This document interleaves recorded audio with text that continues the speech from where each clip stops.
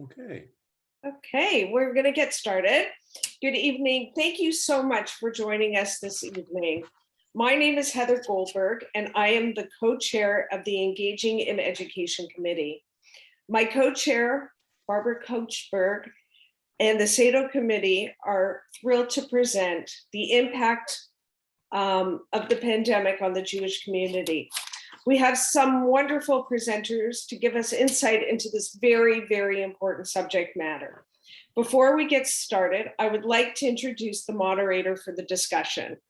Alan Sheps graduated from the University of Toronto with his Master's of Social Work in 1974, excuse me, and received a diploma in group therapy from the Ontario Group Psychotherapy Association in 1979. After graduating, he worked at the Jewish Family and Child Services for 20 years in a variety of frontline and management roles. He remains involved at the agency as a program consultant. In his current private practice, he focuses on individual, marital, and group therapy. He is also co-director of the Toronto Institute of Group Studies. With the onset of COVID-19 pandemic, he closed his office and moved his practice exclusively online. Like you know, he is quite concerned about the impact of the pandemic on our community. As chair of the Social Action Tikkun Olam community here at Beth David, Alan is very proud of the work that this dynamic community committee does in making a difference in the community. He is pleased that SATO has the opportunity to present tonight's program in conjunction with the Engaging in Education Committee. Thank you, Alan, for organizing this wonderful event. Thanks so much, Heather. Before we formally begin our evening, I'd like to offer a land acknowledgement that we are hosted up here in Toronto, and that we incorporate traditional territories of many nations, including the Mississaugas of the Credit, the Anishinaabe, the Chippewa, the Haudenosaunee, and the Wendat. Our wider community members, consisting of all of you and others across Canada, are hosts on a variety of Indigenous lands, far too many for us to honor individually. But we would like to recognize that we in Canada are the home and have the enduring presence of all First Nations, Inuit, and Métis people. These land acknowledgements are an important first step toward honoring the original occupants of this place and the starting point to change how we see and talk about the land and our relationships to the land and to each other.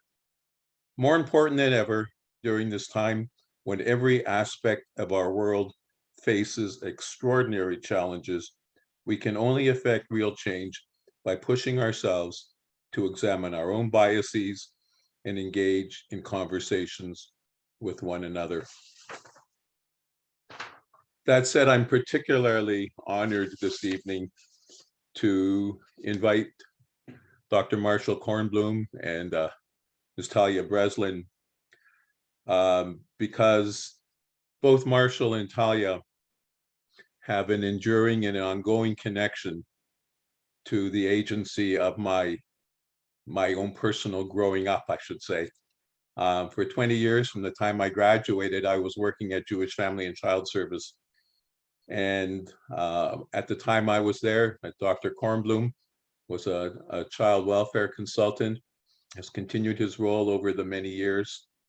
And Talia has joined as the Chief Executive Officer. And before beginning her service at the agency in 2003 and becoming the CEO, she worked as Director of Child Welfare since 2013. And before that, as a frontline social worker, a supervisor, and a manager in child protection. Prior to joining the agency, Talia worked as a frontline worker at Children's Aid Society of Hamilton Wentworth. It's more than 20 years of combined experience in social work practice and leadership. She holds a master's in social work from Wilfrid Laurier and completed leadership programs with the Schulich School of Business, executive leadership program with Rotman School of Management. As CEO, Talia offers an in-depth understanding of the agency's many programs and services and remains a strong advocate for vulnerable children and families. She's participated in numerous community collaborations and service coordination initiatives, creating and implementing service structures that integrate prevention and supportive programming that provide holistic approaches to improve the lives of children and families. So welcome, Talia Breslin. I'm going to offer a few words about Dr. Marshall Cornbloom. So medical director of the Gary Hurwitz Center for Community Mental Health, consultant to the Division of Youth Psychiatry at Sunnybrook Health Science Center, and as I mentioned, a consultant to JFCS. He's also an associate professor in the Department of Psychiatry at University of Toronto. He's been practicing child and adolescent psychiatry in Toronto for over 40 years, particular interest in mood disorders in adolescents, a passionate believer in both public and professional education in children's mental health. And so to that end, he has published numerous articles and spoken frequently to the media on issues concerning the psychological well-being of young people. And as I mentioned, I am thrilled to be sharing tonight's presentation. I want to invite people to forward questions. Heather Goldberg. Heather is going to be monitoring the chat. We'd ask that you put your questions into the chat, and we will introduce them and integrate them into the program. And I'd like to invite at this point Talia to share your presentation on the impact from the perspective of yourself at Jewish Family and Child Service. Thank you, Alan. Thank you, and it's really a pleasure and an honor to be here. Thank you for asking me.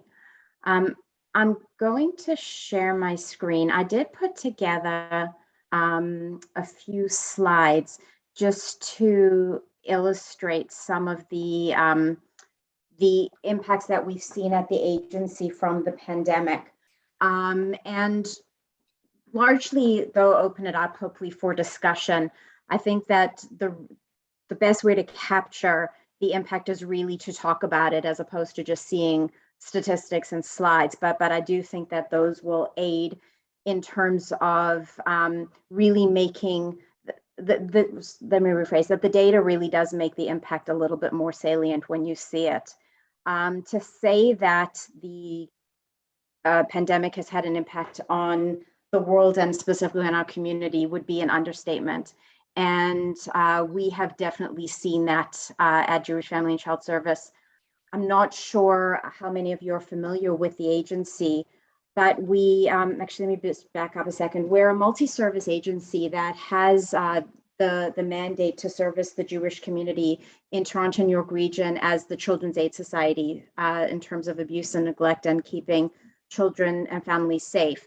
But we also have over 30 other programs and services at our agency, which range from very robust poverty reduction services through counseling services, through domestic violence services, grief and bereavement, and many, many more.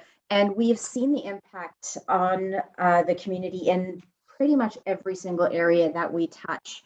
And I'm just going to highlight a few of them where we have some really stark data around it. And then the other thing I would just preface this with is that we are really not unexpectedly anticipating a real surge in need based on what's going on in Ukraine.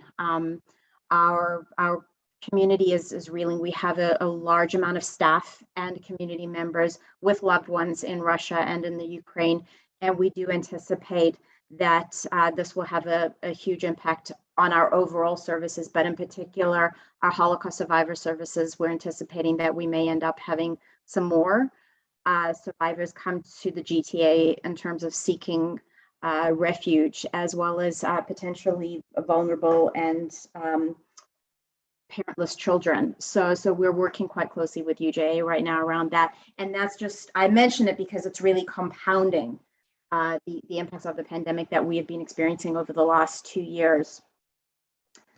The services that I'm going to highlight in particular for this presentation really do stem around poverty. We've seen a significant impact on those with marginalized incomes and precarious living situations in terms of poverty. We've seen an impact on mental health. We've seen an impact on domestic violence and also child abuse and neglect rates, and very, very significant impacts on grief and bereavement in the community, and on our Holocaust Survivor services, which, as I said, that community in particular have been triply impacted by what's going on right now in Europe. So those are the areas that I'm going to highlight for the presentation, but there are, as I said, many more areas that have been impacted, but these ones were the ones that I thought would really lend themselves well to opening the dialogue. In terms of poverty, I'm going to start off by telling you a few statistics that the UJA has collected. And that's from the spring of 2019 when the pandemic first started through the spring of last year. And these needs have only increased over the most recent year.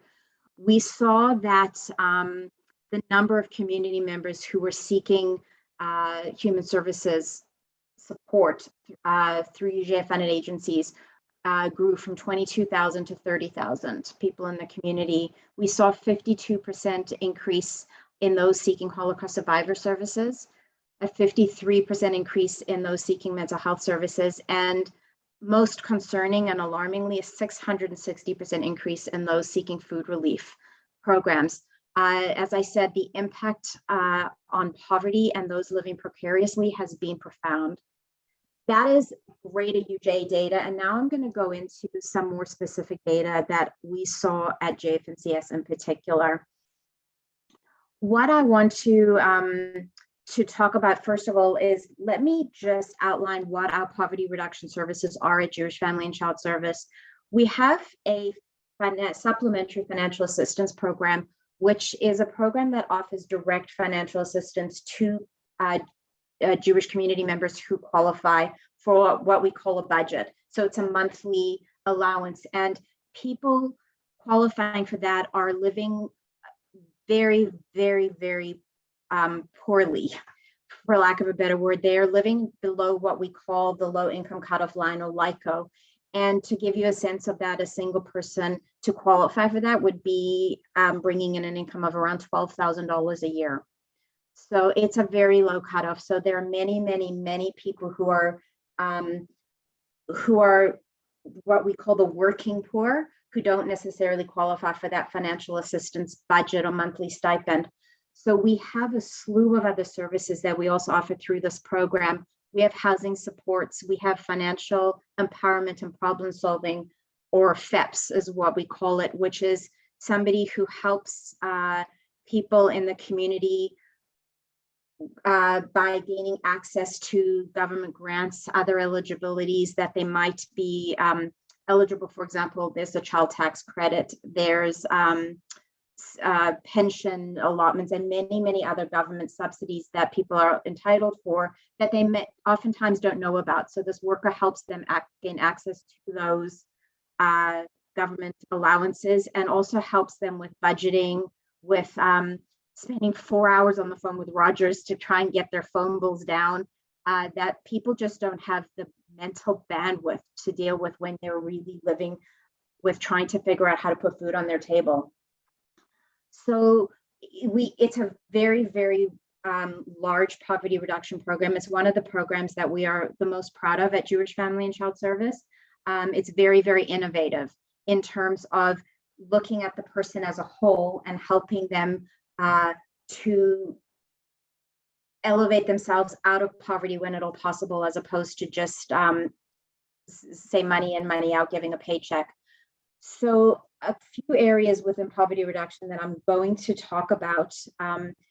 One is housing. Through the pandemic, we saw a 24.3% increase in active housing cases. These are people who are precariously housed or homeless, seeking supports. There are other housing statistics as well that we've seen. But this one is particularly concerning for us because we are actually anticipating, and we've already in the last month or two seen this come to fruition. From the beginning of the pandemic, we started to say that we were really worried about people who at the beginning of the pandemic and for the first year and a half were eligible for government supports like CERB or CRB. That's now run out. That's no longer available. And so we are seeing an increase in the number of people who are now finding themselves homeless and or not being able to make their rent and anticipating homelessness. So this number is a number that we're worried. Sorry, not this number. This population is a population that we are quite worried about in terms of the long-term impacts of the pandemic. One thing I will mention, and it's important, is that at the beginning of the pandemic, UJA launched what they called an emergency resilience campaign. And it was because of the foresight of UJA that they were able to raise a significant amount of dollars at the start of the pandemic to help us address the needs of what we were calling the newly vulnerable folks as a result of COVID. We had a number of people in the community who were or are living paycheck to paycheck, and they were managing debt and maybe every month paying down their debt on a monthly basis, who no longer were able to pay that minimum payment of their debts, and their debts started to skyrocket and they were no longer managing. So that would be an example of some of the newly vulnerable. And so we did get an influx of dollars from UJA, which allowed us to hire 8 new staff members in poverty services as well as counseling services. A housing worker was one of them. Those dollars from UJA will last us until September of this year. And that's when we really will be, well, leading up to September, we're working quite closely with UJA right now to see how we are able to sustain some of the staffing and the support levels that we were able to implement during COVID as a result of the resilience campaign.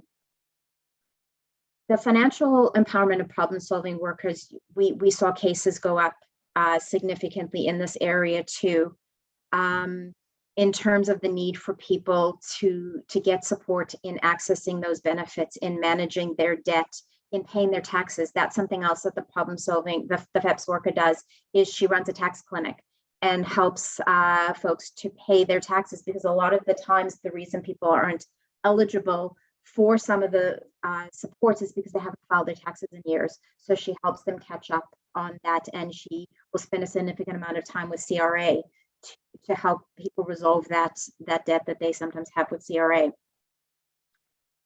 We saw 171% increase in people asking for one-time financial assistance requisitions, mostly to do with housing, clothing, and specifically food. A 330% increase in people asking for food requisitions. Requisitions are what it's the technical term we use in our data management system, is that they submit a requisition for supports in certain areas. And that went up significantly. And that support, the one-time requisitions, are for folks who are on a monthly budget, but also for folks who are not on a monthly budget. And the amount of work that goes into supporting these folks is quite astronomical. So I'm showing you the statistics in terms of the numbers, but what it doesn't speak to is the amount of emotional support that people are needing to offer this population.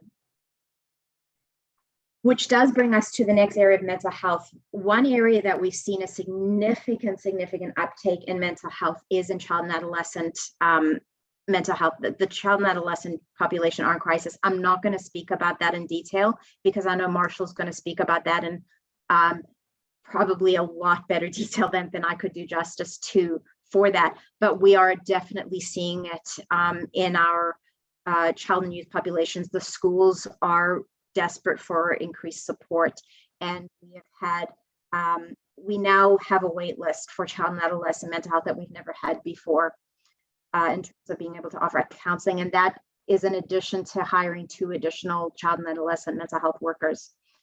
But the need for mental health supports in general is quite significant. The new cases in mental health and counseling supports is up 10%.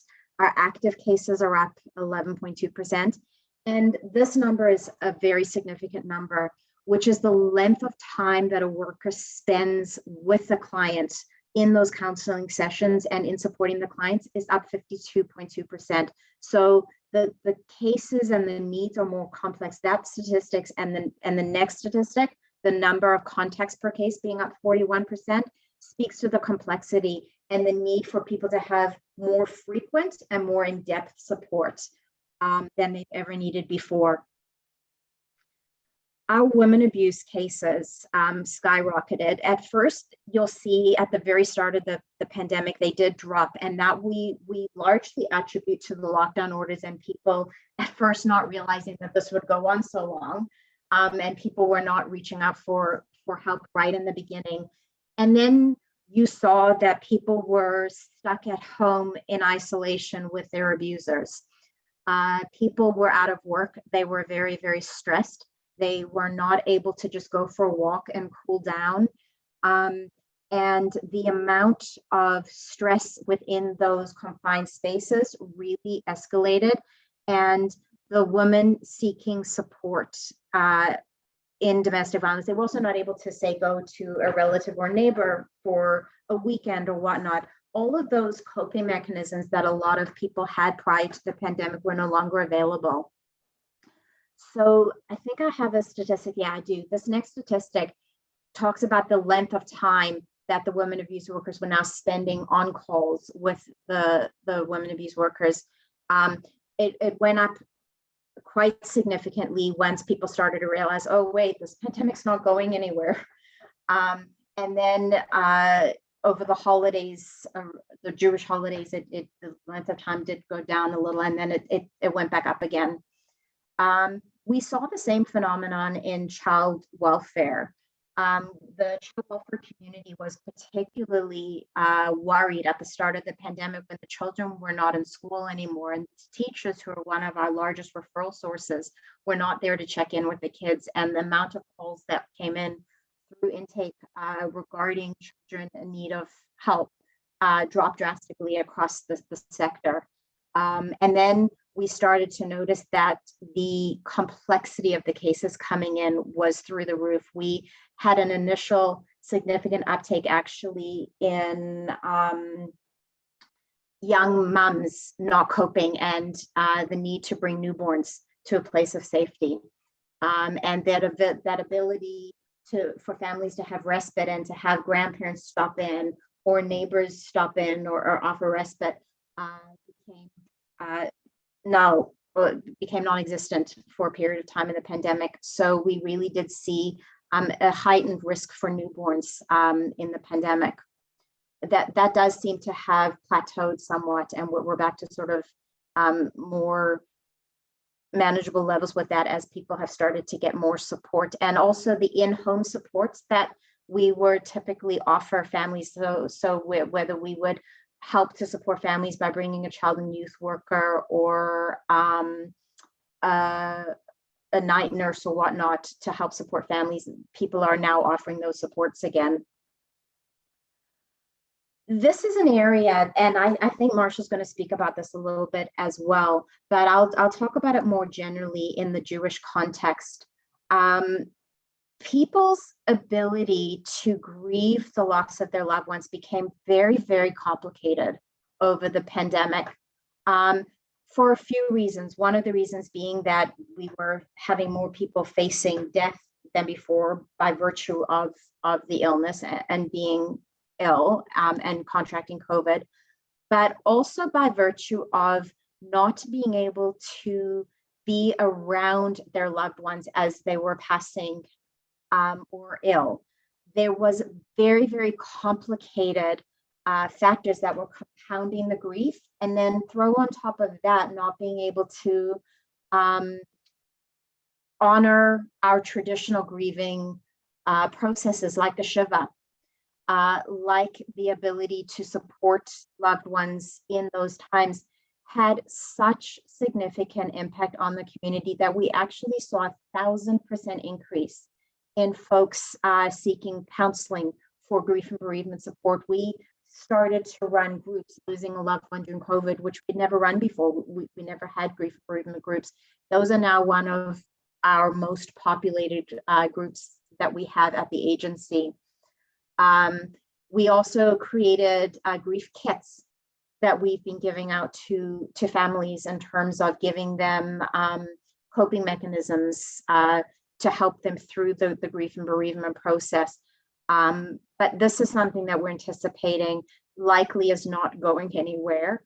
That the impacts of grief and bereavement on people from this pandemic are going to be long lasting, and the need for family members to seek support is quite significant, especially those who end up with the guilt that they have around whether they might have been the first person who was exposed and now their family members became exposed, and or guilt around not being able to be there at their bedsides of their loved ones who were ill. So very, very complicated change in grief and bereavement that we have seen.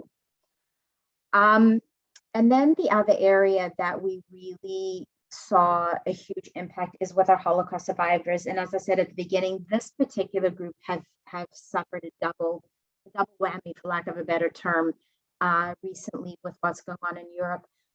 Many of you may not know this, but Toronto is one of the only, if not the only, growing Holocaust survivor population in the world. And people get very confused when we say that, like, how can you have a growing Holocaust survivor population?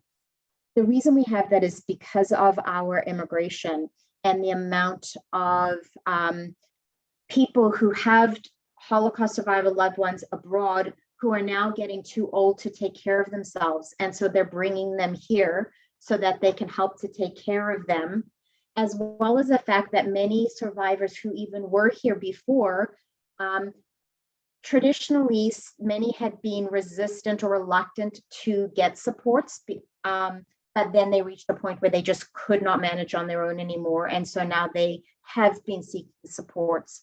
So even before the pandemic hit, we had already seen the phenomenon of the increased population. And then as a result of the pandemic, we saw a 20% increase in requests for emergency medical supplies and services. So at JFNCS, the Holocaust survivor population that we service are the most vulnerable survivors. They are the survivors living below the poverty line. And one of the most shameful statistics I think we have as a Jewish community is that 1 in 4 Holocaust survivors live below the poverty line. And as I said, we find that shameful. We find that really disheartening. The only survivors that we service at Jewish Family and Child Service are those ones in that poverty vulnerable population, because we run the emergency Holocaust Survivor Services program. So these are folks who cannot afford incontinence supplies. These are folks who cannot afford hearing aids, dentures, dental services, walkers, what do you call it? The socks, compression socks. Like this is the dire need that this population are in. And we saw 445 emergency requisitions for food to Holocaust survivors in the first 8 months of the pandemic alone. This is a population that have also been triggered by the lockdown orders of the pandemic. Imagine after surviving the Holocaust being told that you have to stay inside and you can't go to the stores you used to go to, and it's not safe to be around your loved ones. Incredibly triggering, a huge increase in the need for emotional and trauma-informed supports for this population, as I said, which has been exacerbated in the last couple of weeks. This population are really, really struggling right now. And our staff, sorry, I'm just taking a sip of water. Our staff are the unsung heroes, I have to say, of the pandemic. Their compassion, their skill, their dedication, their perseverance is unending. And we're incredibly lucky to have the staff we have to support the needs of this community. I have to say that. And those are, as I said, those are really the highlights I wanted to raise, and then leave the bulk of my time really for questions that people might have, and sort of open it up at that point. Alan, I don't know if you've had questions come in or. So we Sorry, go ahead, Heather. Yeah, so we did have one question so far. The question was if you would know if the Pride of Israel Kosher Food Bank is open. It was shut down. Do we know if that's still? I don't know that personally. I do know that we have been working with some of the food banks. We're also starting an initiative right now. We actually just had a meeting with UJA this morning around trying to coordinate a response to the significant increase in food insecurity. And so that response will entail collaborating with the various food banks, as well as the various Meals on Wheels programs. We actually, I didn't mention, we've been working quite closely with the Battelle Center for trying to address the Meals on Wheels for the senior population. But specifically part of Israel, I don't know. I can speak to that briefly. My understanding is it hasn't reopened as of yet, but the SATO group will be doing a food drive in the next couple of months, and we'll be sorting out where we'll be offering donations, probably Chasdei Chaduri, but we'll talk more about that. Stay tuned to our events and opportunities page, and we'll keep you informed. Talia, I have a question. I recall from my days at JF&CS that there was tremendous shame that people felt in approaching the agency around financial assistance. There was sort of this collective mythology that Jews were supposed to be able to manage, and we're the wealthy part of the community.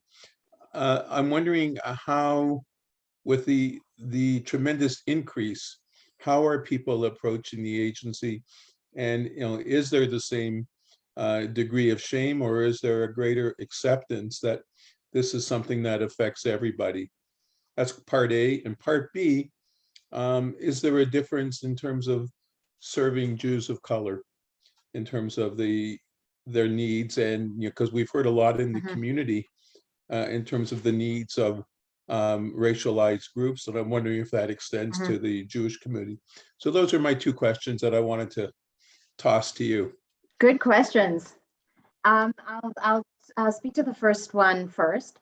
I think that there's always stigma in asking for help. I think that the stigma has been lessened through the years. We, I want to say probably about 8-9 years ago, went through a huge remodeling of our poverty reduction program. And as I said, we transitioned from what was called the Supplementary Financial Assistance Program to a greater poverty reduction program. And we took a much more holistic, preventative approach to addressing poverty. And I think that has also helped to destigmatize and lessen the shame involved. We actually have two sets of financial assistance recipients, or two categories, and even the names that we or the categories that we place people under is dignifying. So the one category is assets for independence, is those folks who really, we help them build up their assets so that they can become more dependent, whether it's employment skills, counseling to get out of situations where they're stuck, or to avoid homelessness, things like that. And then the other category is what we call living with dignity, or livelihoods for dignity. And it really is around dignity. And those are the folks who really are likely going to be on the financial assistance for longer periods of time. They're often the folks on Ontario disability, and likely may not be able to go back to the workforce. And the entire approach of the program is around dignity. It's the whole poverty reduction remodel was built upon what's called the Sustainable Livelihoods Framework. But really what it is it's an empowering approach, and looking at how do people live sustainable lives in the most dignified ways possible. So I do believe that word has gotten out over the last 8-9 years of the remodel. And I mean, there's always going to be stigma in asking for help. I'm sorry, I just got a visitor that I thought I closed my door. Sorry. Welcome to And Zoom. so sorry, go ahead. I said, welcome to Zoom. Honestly, earlier today was the kitten, now it's the big guy. So anyway, and he's back. Anyway, so I would say that there is shame, but there's less shame. I don't know what he just did. Sorry, he stepped on a button and I lost my screen. In terms of your other question, and that's a great and very timely question, because the systemic racism that is rampant in many sectors in society is like the social service sector is not immune to it. In fact, it's one of the sectors that helps to propagate remarginalization of marginalized individuals. So we do have Jews of color. We do have Jews living in poverty. We have the same poverty rate in the Jewish community as the rest of the world, with 13 or 14% poverty in the Jewish community in Ontario. So we actually have just renewed a commitment as an agency to address systemic racism, to address marginalization of different individuals. And you will be seeing, if you are looking at our website or our careers page, we are actually going to be posting for a manager of equity, diversity, and inclusivity to help us as an organization to address equity issues and to partner with our fellow social service sector and child welfare agencies. What's important is that marginalization of individuals is not something that happens in isolation in one agency in one sector. There's an interplay of all different sectors that help to keep people marginalized and oppressed. And so it's going to be really important that this manager, once hired, works collaboratively with all of those other sectors. And the other thing that is really important to us is elevating the voice of the Jewish person in the discussion of marginalization and discrimination, because we've seen such a significant rise in anti-Semitism, no surprise to anybody on the Zoom. And so we've done a lot of work actually with the child welfare sector in particular around raising awareness of the experience of Jewish children and families in Ontario to being left out of the discussion around marginalization, that there's been almost an erasure of the experience of the Jewish individual in that conversation, that the lack of validating that experience. And it's confounded when you have intersectionality issues. Mm-hmm. Oh, you got frozen there.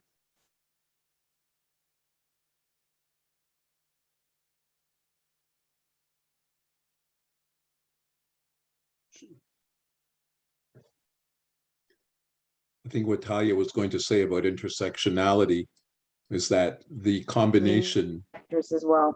I don't know if that answers your question. I'll let Talia speak. Talia, I was just going to offer a comment on intersectionality when your screen froze, but just to highlight the fact that it's that combination of multiple identities that people struggle with, and that you may be marginalized for one, and then marginalized for yet a second or a third identity, all of which are sort of pushing you out to the edges of acceptance in society. I think I can squeeze in one more quick question, and that is, to your understanding, is there a relationship between the pandemic and the increase in anti-Semitism, the display of anti-Semitism, schools, on the walls of our schools, et cetera, et cetera? Can you offer some perspective on how, whether they're in the agency's experience and perception? Yeah. That there's and again, some of it is going to be my opinion. But what I would say is, I think that we started to see the marked rise when the conflict broke out in the Middle East in May 2020. That was when things really skyrocketed. And I think that there has been such a lack of validation of the experience that when the conflation of what's going on in the Middle East and Israel's politics with the average Jew walking down Bathurst Street, that we're all lumped together in that. I think that started the increase we've seen. And I think it's been exacerbated by the pandemic because people's mental health is just so precarious in general that I don't think that people necessarily have the same, and again, this is my opinion, but have the same problem solving skills, have the same processing skills and abilities that they might have had in a regular non-COVID world. There's also less exposure to other people because our whole world is on Zoom. And so I think people are also getting away with saying things on social media, online, that they wouldn't necessarily say to people's faces. And I think that that's feeding into some of the physical violence that we're also seeing, the graffiti we're seeing. What's going on in the school boards is horrendous, in particular, the Toronto District School Board. I was actually invited to sit on an advisory panel to Mayor Tory. We had our first meeting last week around addressing anti-Semitism in Toronto. And the bulk of our discussion was around the TDSB and what's going on in terms of the school boards. The Toronto School Board has actually seconded a staff member from CEJA who's working full-time on addressing anti-Semitism in the Toronto District School Board. So I think it's a lot of a whole bunch of conflated, compounded variables on top of each other. But we cannot stay silent on it because when people, well, this again is my opinion, but I think that when people stay silent and it becomes this sort of tacit unconscious acceptance of this narrative that is out there around Jews, people become a lot more complacent and just accepting bad things when they happen, and nobody reacts. There's no outcry. There's no abhorrence around how could you possibly say that? Like, because people just sort of, oh, it's just the Jews, they're fine. They're not marginalized, you know, they're privileged, they're wealthy. And there's not an understanding, I think, of the 14% of the community who live below the poverty line. And the fact that no matter how much you have or you don't have, you're still going to be affected when people say very hateful things about you just by virtue of your birth. Right. So we have, Talia, yeah, we have thank you. We have two questions in the chat. Okay. One question is, do you find that clients find the Toronto Free Loan helpful to manage their debt? Is one question. And I think the bigger question that we're probably all wanting to know, Talia, is what is the best way people can help? How can we help? Perfect. So Jewish Free Loan is a phenomenal partner and they are a phenomenal organization, and we do have some partnerships with them. What I would say is that they are incredibly helpful to more of the working poor and more of the people who are able to potentially pay back those loans, even though that they're interest free. Our clientele at JFNCS in the poverty reduction program are not necessarily those folks. So that being said, not all of it. That's specifically the poverty reduction program. We actually, we have conversations with Jewish Free Loan right now around possibly starting some sort of a program for women fleeing domestic violence situations. So that's something we're actually talking with them about right now. But the main client at JFNCS is not a client who necessarily is accessing those loans because their prospects of paying them back are probably not as optimistic as people who are not living below LICO or the low income cutoff line. So that's to answer the first question. In terms of the second question, helping, I would say we're always very enthusiastically welcoming and asking for donations to support the agency, to support the running of the incredible programs and services that we offer, I can put our website in the chat room, and there's a link to a donations page for that.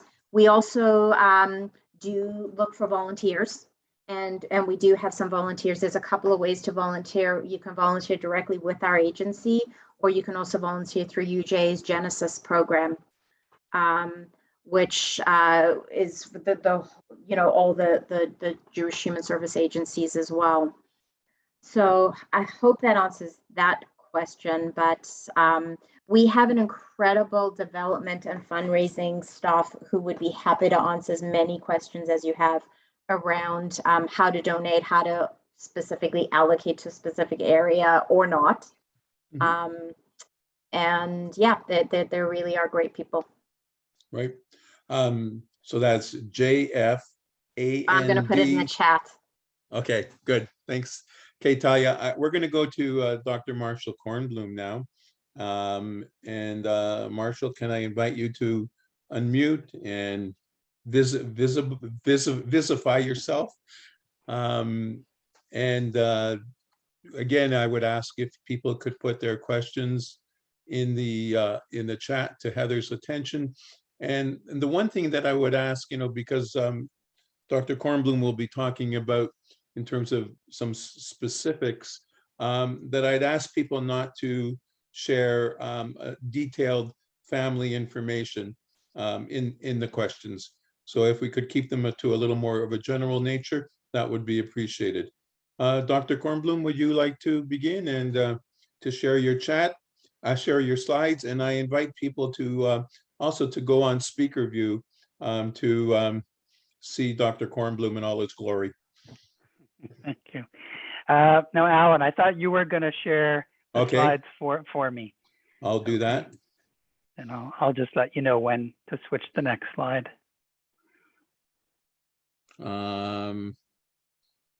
Okay, I thought I had them set up here.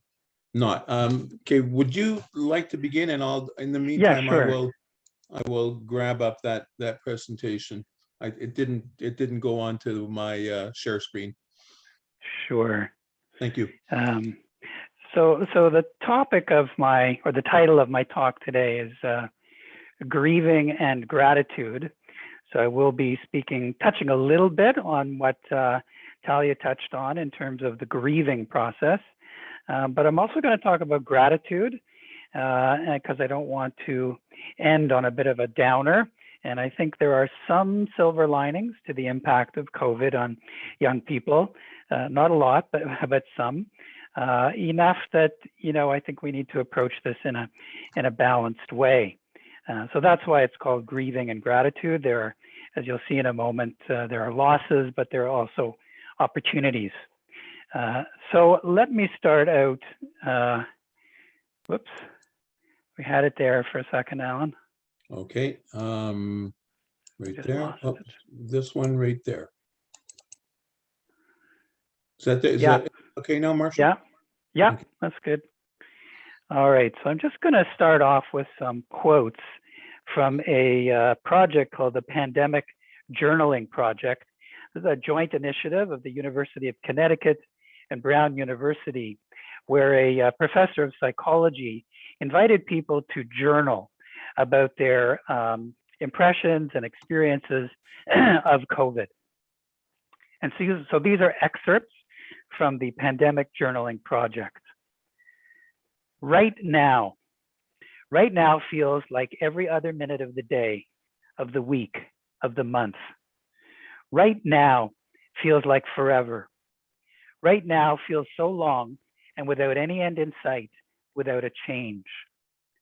We mourn time lost and experiences lost. We were together, I forget the rest. That's from a teacher and a mother of 4 in her 30s. I hate not knowing what kind of future comes after the pandemic. It's been the least normal time it's ever been in my lifetime. And then the final quote is, the pandemic has attacked us right where we are most human. It has tried to rob us of our connectedness. That's from a case manager in her 60s. So these are all quotes from the Pandemic Journaling Project that I think capture very well some of the impact of COVID on us. So if I could have the next slide. And the next slide. So, you know, the objectives are to hear a little bit about the voices of young people themselves, to understand the complex impact of COVID on teens' ecosystem, and to learn some strategies for helping young people through this crisis. Next slide. So we're going to skip these slides. So this one, skip, and next. And this is just to say that I'm acknowledging contributions of a colleague of mine, which shows what this slide, yeah, you can go ahead again. Next slide. This just shows that pre and post pandemic, there's been a huge increase in children's mental health symptoms across the spectrum, from depression to anxiety to you name it. Next slide. Same thing with PTSD, both in kids, but here also in adults, as Talia was alluding to, you know, probably particularly noticeable in certain subpopulations like Holocaust survivors, but clearly this COVID pandemic has had an impact on PTSD. Next slide. The details of this are not too important, so let's go to the next slide. The complicated slide, this one, but what it shows is we need to think about the parents and the caregivers, not just the children. So the impact of COVID has been on families. So the left side of the slide is all about the negative impact on caretakers by having lockdowns, social distancing, and having to have closed daycare. We have anger, sadness, and fear all going up in the parents. And then, of course, on the children's side, again, more increase in sadness, fear, and anger, less seeking out of others, and less play. Next slide. And this illustrates the same thing a little bit more diagrammatically. Again, the point of this slide is we can't forget the family. So if you look on the extreme left, you know, there are pre-existing family vulnerabilities. In other words, families came into the pandemic with certain weaknesses, whether it was socioeconomic, mental illness in the parents, physical, medical conditions, family dysfunction, or a history of trauma. That's all pre-existing. And now we have COVID and we have a disruption on the family. So the upper left, you see social disruption on the parents, job loss, financial insecurity, confinement, which has an impact on caregiver well-being. In other words, psychological distress in the parents, which then affects the family in terms of the parent-child dyad, the sibling subsystem, the marital subsystem, and the whole family. And then, of course, upper right part of the slide has an effect on the children. Next slide. Which caregivers are most vulnerable? There's one theory called the busy mom hypothesis, that women have suffered more in the pandemic due to the double burden that women have by having to be both in the workplace and at home. And there's also another hypothesis which would predict that men and women equally have been affected by the pandemic in terms of early adversity. Next slide. So, you know, one of the impacts of the, especially confinement and quarantine, is that kids were on screens more and more. And so I couldn't give a talk about this without talking about screen time. And here's the downside of it. Did you know that overall children's screen time doubled just a few months into the pandemic compared to the same year prior? And this is found all through the developed world. Just one example, an app called Roblox, which is popular with 9 to 12-year-old boys, saw an increase of 82% usage over the first 9 months of 2020. Why is this so? Because in the pandemic, with things closed down, those little devices have replaced sports and other forms of entertainment. And so children get rewarded with virtual money and perks, you know, for keeping up daily streaks of use and achieving high levels of performance. Some people have called smartphones the cigarettes of the 21st century, meaning they're addictive. and meant to be such. Next slide. Yes, devices also are the tools that kids use for school, for socializing, gaming, and other activities. And so we call this bundling, right? Where the one device has multiple functions. And so different kinds of rewards are mixed together in smartphones. In fact, neuroimaging research has shown that heavy use of certain video games causes brain changes that look a whole lot like addictions, drug addictions.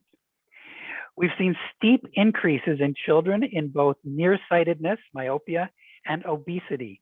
And if you think about it, nearsightedness, of course, because all the kids are hunched over, you know, their posture is terrible because they're looking at screens that are 6 inches away from their eyes. And so this is across the developed world, nearsightedness has increased. And of course, they're sitting on their asses. They're not going outside and exercising. So obesity, there's been an epidemic. Attention spans, you know, just being destroyed by the pandemic. It's pretty hard to maintain your attention span when you get rewarded with a like every few seconds. Next slide. Now, having said all this, there is some upsides to screen time. This is a quote from the New York Times parenting newsletter. My 8-year-old daughter started writing stories this year in Google Docs. They're thousands of words long, 8 years old. My favorite one includes a full brisket recipe and a murder mystery. She experiments with fonts, she looks up synonyms, and she thinks about plot even when she's not on the computer. So in other words, kids are becoming more fluent in technology earlier, and these are the tools that they're going to need in the 21st century. Teens are learning to pick up social cues online and the nuance of text in ways that we can hardly fathom. One father said, look, these are the tools of their lives. Everything they do, they're going to do on one of these devices, whether it's work or play. So that's kind of maybe the flip side. Okay, next slide. Yeah, so this is an optical illusion. And does it look like a rabbit that's facing to the right, or does it look like a bird that's facing to the left? Some of you are going to see it one way, some of you are going to see it the other way. Next slide.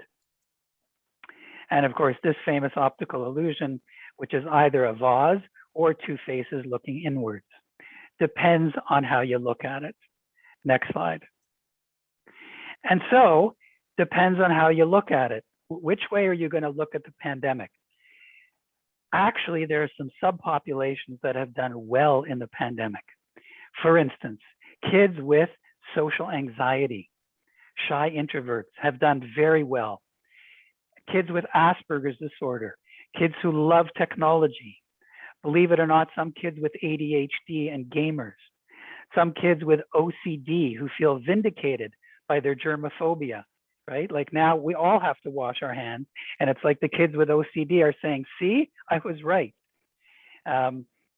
Moms with older kids who started to go away at university, but then had to come back home when the universities were closed down, they are very happy. Families have been reconstituted that were about to be broken up. Grandparents who have the luxury of living with their children and grandchildren in confinement has contributed to family cohesion. People who worked from home before the pandemic were thought to be a little bit odd and, you know, out of the mainstream. And now look at us, you know, everybody's working from home, or many people, at least for part of the time. And so that's become mainstream. And a reversal of figure ground. So what I mean by that is, for instance, previously kids who were truant and who were school phobic, when they couldn't go to school, they now wanted to go to school very badly.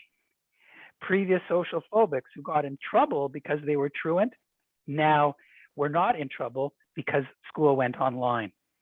And this one's really important. Victims of in-person bullying were so relieved to be at home because they didn't have to face their tormentors at school.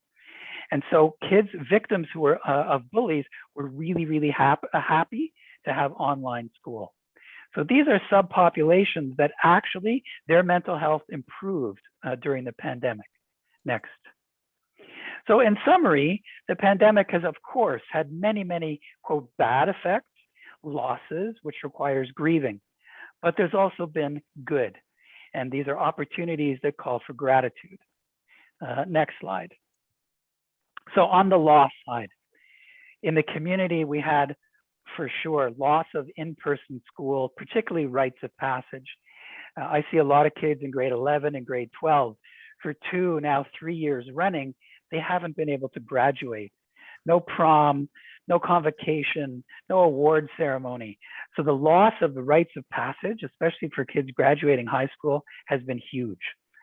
Loss of extracurricular activities, sports, clubs, arts, music.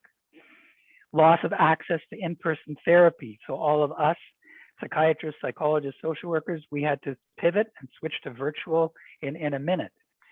And as you heard Talia talk about, children's aid societies have been hampered. You know, it was much harder to go into homes and do in-home visits when we weren't allowed in because of COVID. Apprehending kids who were being neglected and abused, much more difficult during the pandemic. Loss of the family, so parental stress, having to work from home, not having a job or job insecurity, having to work from home if you have little kids at home, huge stress. Less access to extended family. So if you didn't live with your grandparents, you couldn't see them. And everybody was protecting the elderly because of COVID.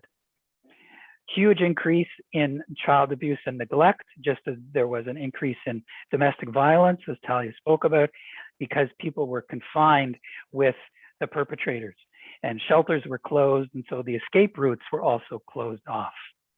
Next slide. And on the individual level, loss of exercise because of increased screen time. Also, along with increased screen time was increased online exploitation, increased anxiety and depression, both pre-existing and new, increase in PTSD, both pre-existing and new. And there's some reports that COVID may affect the brain directly and may be a new source, a cause of psychosis. Next slide. But on the plus side, as I said, there's opportunities in the community, decreased in-person bullying, relief from school phobia, increased creativity and modes of learning. Religion, because of online services, some surveys have shown an increase in faith-based support. Online sports, arts, music have partially replaced the cultural loss, and lots of online peer support groups. And in terms of counseling, all of us therapists pivoted to providing virtual therapy, so that's a plus. Family, as I said before, spending more time together, if it's a functional family, increased family cohesion, more time, to spend with each other. Decreased commute to work, that saves money. And when you're not spending all that time in the car driving to and from work, you have more time for fun, games, rest and relaxation. Next slide.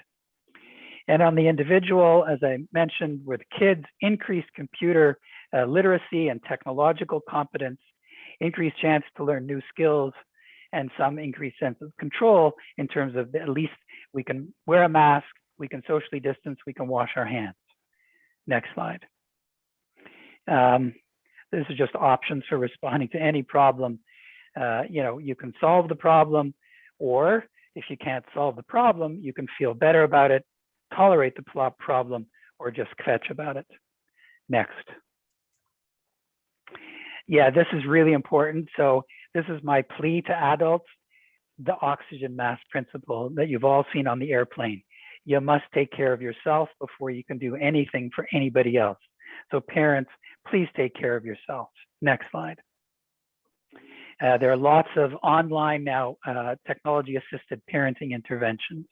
Next slide. And this is just my quick tips for how to support, both caregivers and kids.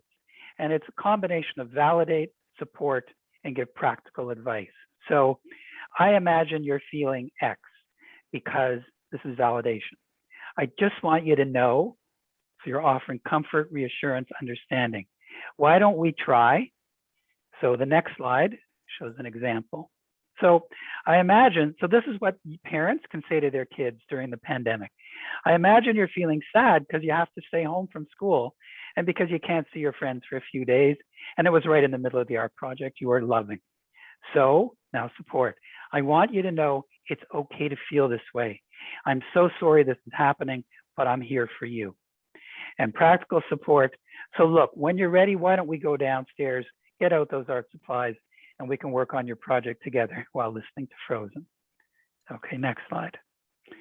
Necessity has borne a lot of good things out of COVID, the mother of invention. Next slide. This is from an article out of England that shows 6 kind of suggested coping strategies during the pandemic.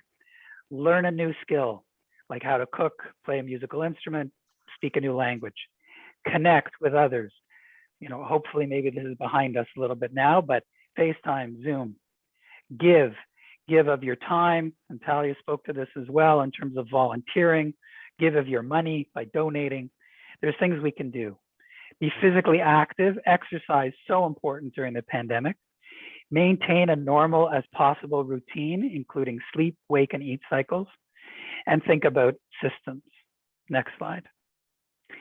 These are questions, you know, that we're pondering now in terms of research. What are the differences in effectiveness and experience between in-person and virtual therapy? We don't know yet. What are the long-term effects of quarantine and social distancing?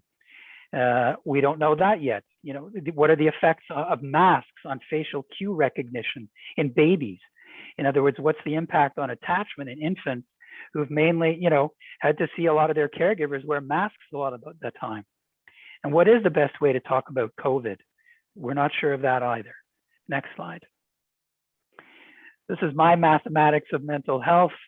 Happiness equals reality minus expectations. So be careful of your expectations. If they're modest and realistic, you're probably going to be happier.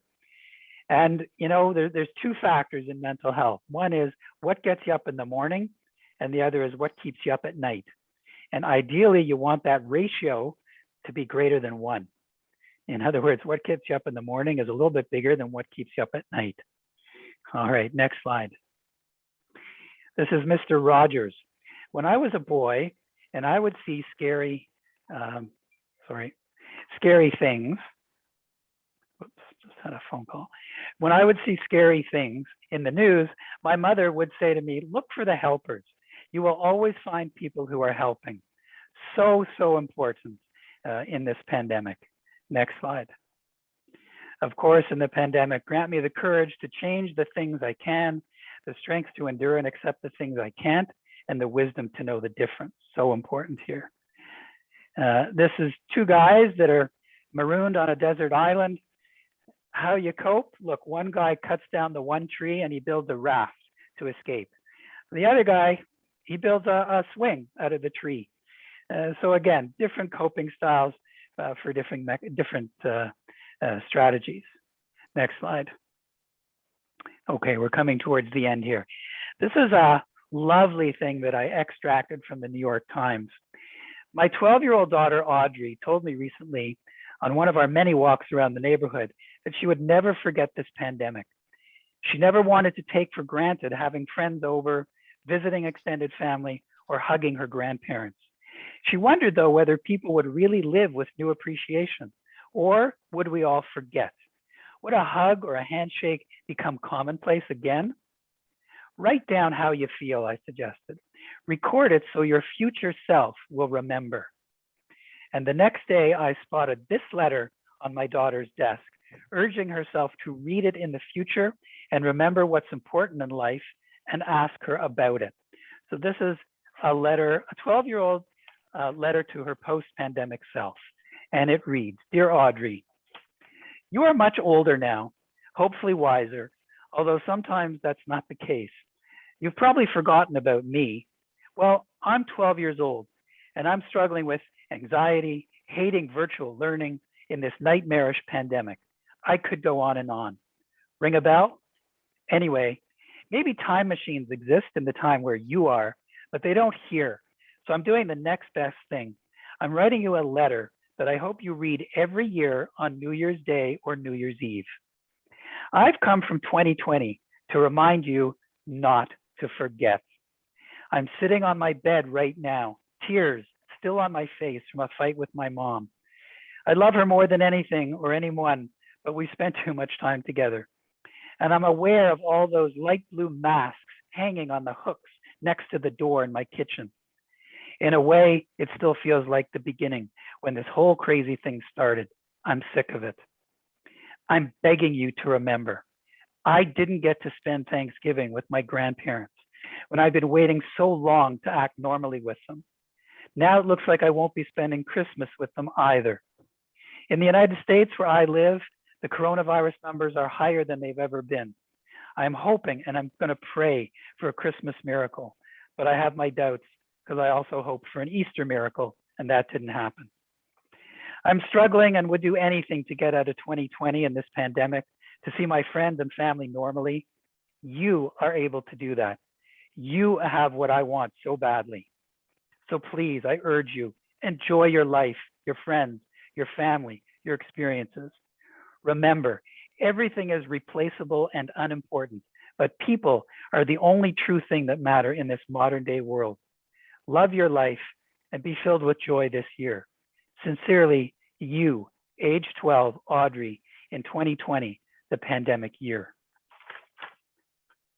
That's just so poignant and so touching for me. And it's the first time I saw it, it made me cry. So the last slide, next slide. I hope the video will play. It's a reminder that kids can be resilient. And this was written at a certain point in the pandemic. So I hope it'll play. If not, you know, you'll be able to play it at a different time. But let's give it a go, Alan.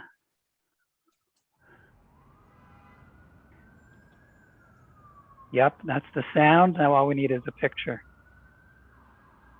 Don't have the picture up? Nope. That is the sound, but not the picture. Oh, okay. I'm going to put it on pause for a second and find out where is the picture. Alan, you just need to. Cora, can you help me? Yeah, you just need to reshare your screen with the picture that you've uploaded. Okay, so stop sharing and share my screen.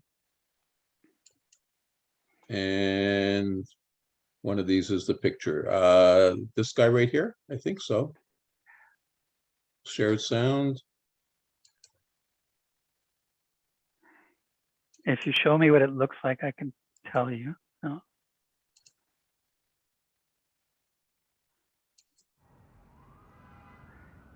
Yeah, that's the sound, but we're not seeing the picture. It'll be of Alan, a girl. You should have a separate window with the video. Okay.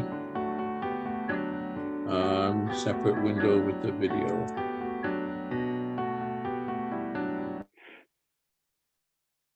Stop.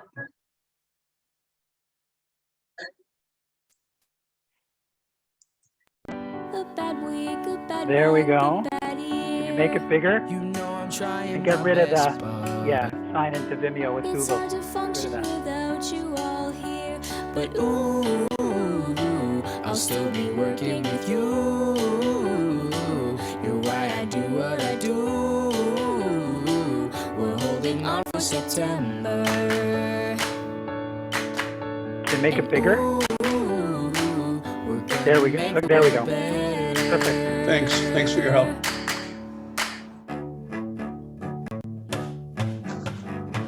I thank my parents and teachers and hope that all of my classmates are fine. I'm doing all that I can now. It's pretty hard since I can't go outside, but ooh, I'll still be working with you. Just gotta keep pushing through. We're holding on for September. And ooh, we're gonna make the world better.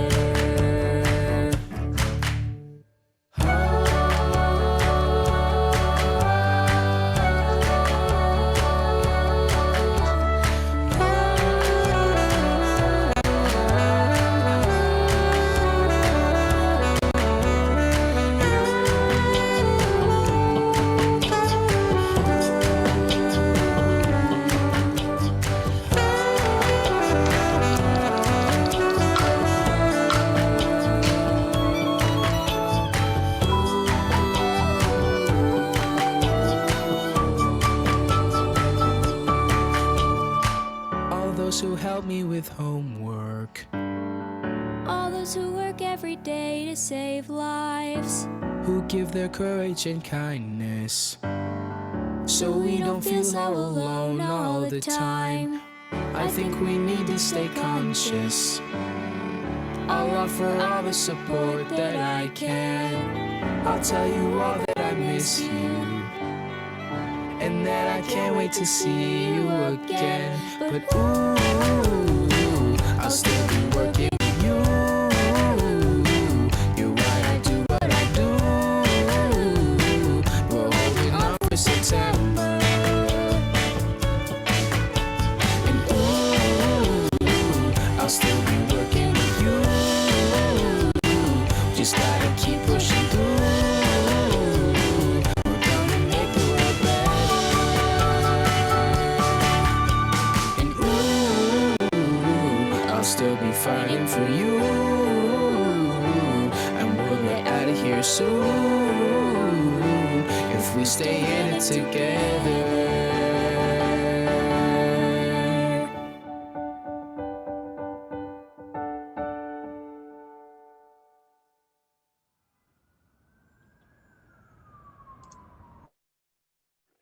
That's it. Thank you. Okay. Thank you all. Thank you. Okay, Heather, do you have any questions in the chat, or should I throw some questions out? We have one question in the chat so far, and the question Okay. is, Marshall, there's been an increase in teens with eating disorders. Why do you think this is happening? Was it a loss of a loss of control issue? Yeah, this has been observed throughout the entire developed world. So the States, Europe, all countries in the developed world have seen an explosion of both anorexia and bulimia. It's a combination of the loss of normal routines and rhythms. As I said, that's so important during the pandemic, to try and keep a normal sleep cycle, eating cycle, that, you know, when you're at, it's blurring the line. There's no line, there's no boundary, like for adults, between work and home. And for the kids, no boundary between school and home. And so the snacks were always there, the fridge is always there. So a complete loss of structure and cycle, and yes, an attempt to maintain control, at least over your body, since we couldn't control the virus. So that would be the anorexic part, is, you know, an attempt to control, and the bulimic part is because there was complete loss of structure. So huge epidemic in eating disorders all across the developed world. Thank you. Whoops. Sorry. We have another question. What suggestions would you give for those who are experiencing anxiety, reintegrating back into school, work, and the loosening of restrictions now? Yeah, so isn't that interesting, eh? Isn't that the paradox that here we've gone for 2 years and we've had all these restrictions, and it's almost like you always want what you can't have, right? So now the restrictions are being lifted and people are anxious again. So some of it is just out of practice, you know, like all of us. Well, a little bit easier for adults because we have a good memory of pre-COVID. You know, we know what social skills are. We just have to have a little refresher. But imagine if you're a 5-year-old and the last 2 years, meaning natural land with the wildlife found upon the hard, unwelcoming ground. Will she be okay? Whoops. Oh, if you never learn, so yeah, I don't know what that was. Did we get hacked, Alan? I think so. Interesting. Okay, it's okay. So for adults, we're out of practice. So we get, yes, now we're getting anxious. Look, some of it is also COVID anxiety. I will speak personally for myself. Now that nobody has to show proof of vaccination in you know, restaurants and gyms, I'm a little nervous about COVID. My anxiety is actually going up now that the restrictions are being lifted, because I'm not sure if they're too early or not. So, you know, some people are a little bit nervous about that, you know, the next variant. But for kids who never learned the social skills in the first place, this is now brand new. If you've been at home and not in school for 2 years, wow, you got a lot to catch up on. And that's what a lot of the teachers are reporting is kids who are in grade 5, they're acting like they're grade 3s. And so be it. And that's because that's the reality. They haven't had to learn reciprocity, sharing, turn taking, all those things that kids learn. They haven't had to learn it in the last 2 years. So it's brand new. So yes, I'm not surprised that there's a resurgence in some ways of anxiety, paradoxically, now that things are getting better. Yeah. Other questions? I'm still trying to get this damn thing off my screen. It's crazy. There we go. Yeah. Okay, Marshall, a quick question about the whole issue of people being hungry for connection and wanting to, to fight with their parents, teenagers, to see their friends, and how that impacts families, and what you're seeing in practice in terms of family conflict and the like. Can you share some thoughts on that and how families can perhaps best mitigate that, even as we approach toward the end of the pandemic and things are opening up? Right. You know, human beings, we are hardwired for attachment. Attachment is built into our brains. And remember, my opening comment was the pandemic has attacked us right where we are most human. It has tried to rob us of our connectedness. That's what the pandemic has done to us. So, of course, your teenage children want to reconnect with all their friends. That's completely normal. So, I mean, my answer to the question is I would support safe connection. You know, we're almost there in terms of restrictions being lifted. I think we still have to be a little bit cautious, but wow, this is normal. To want to reconnect is healthy, normal. I would support it. It's just a sign of health. So that's what I would say.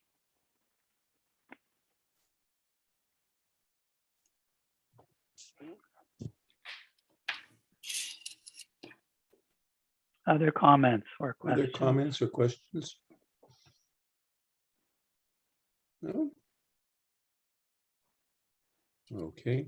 Are there anything else that you're in? Nothing else here. Well, in that case, I want to thank both Dr. Marshall Cornbloom and Ms. Talia Breslin for taking time with us this evening. Talia, I don't know whether you posted the JFCS website in the chat, but I'll just remind people it's the letters JFANDCS.com. So, and donations are always welcome at the agency. Great. Thank you so much. And Heather, would you like to wrap us up for the evening?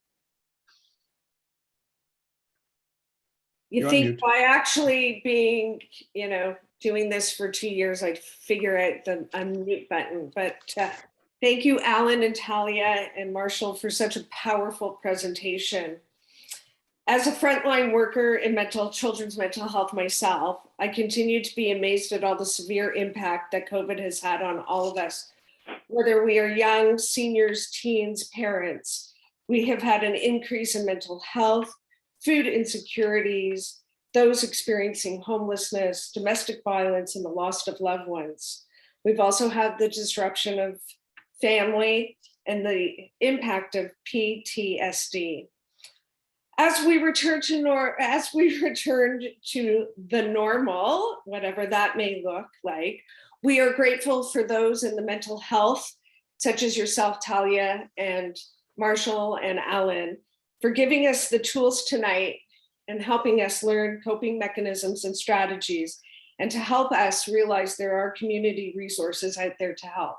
We also were thankful for our frontline workers in our community. Thanks again for the wonderful presentation this evening.